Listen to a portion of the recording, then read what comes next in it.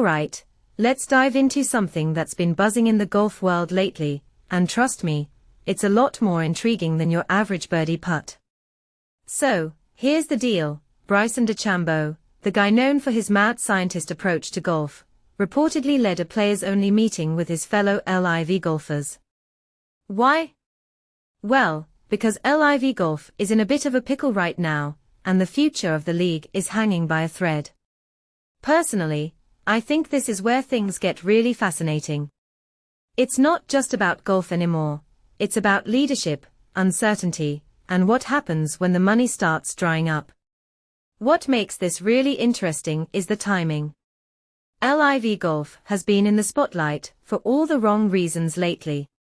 The Saudi Arabian Public Investment Fund, PIF, pulled its funding back in April, and now there are rumors that the late August team championship in Michigan might be cancelled. That's a $40 million purse we're talking about here.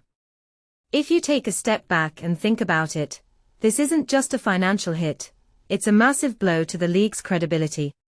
Players like Richard Bland are saying they are fully backing LIV CEO Scott O'Neill, but let's be real, without the PIF, LIV is essentially trying to rebuild itself from the ground up. And that's no small feat. One thing that immediately stands out is Bryson's role in all this. He's not just a player, he's stepping up as a leader. In my opinion, this shows that he's not just in it for the paycheck, he genuinely cares about the future of LIV. But here's the kicker, LIV Golf is in a state of flux, and players are starting to feel it. Cameron Smith said they're preparing as if the team championship is still happening, but there's this underlying uncertainty that's hard to ignore. What many people don't realize is that this isn't just about golf tournaments, it's about careers, legacies, and the future of the sport itself. Now, let's talk about the bigger picture here. LIV Golf was supposed to be the disruptor, the new kid on the block that would challenge the PGA Tour. But without the PIF funding, it's like the party's over before it even started. The Asian Tour partnering with the PGA Tour and DP World Tour last month. That's a huge red flag. It's like LIV's allies are jumping ship, and that's got to be worrying for the players. What this really suggests is that LIV might not have the staying power everyone thought it did.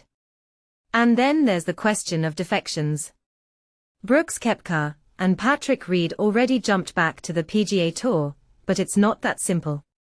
Players who want to return would face substantial financial restrictions under the returning member program.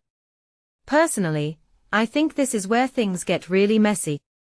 If LIV is indeed a sinking ship, those restrictions might be the lesser of two evils. But here's the deeper question.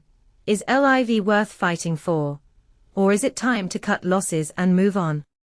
From my perspective, this whole situation is a perfect storm of uncertainty, ambition, and financial reality. Bryson leading this meeting feels like a last-ditch effort to rally the troops, but the clock is ticking. The next 2 to 3 weeks, as Richard Bland said, are going to be crucial.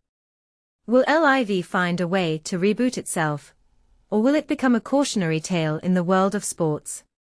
What makes this really compelling is that it's not just about golf, it's about what happens when big money, big egos, and big dreams collide. So, here's my closing thought. LIV Golf is at a crossroads, and the decisions made in the next few weeks could define its legacy. Will it survive, or will it become a footnote in golf history? Personally, I'm going to be watching closely, because this isn't just a story about golf, it's a story about resilience, leadership, and what happens when the stakes are higher than anyone expected. What do you think? Is LIV worth saving? Or is it time to move on? Let me know in the comments below.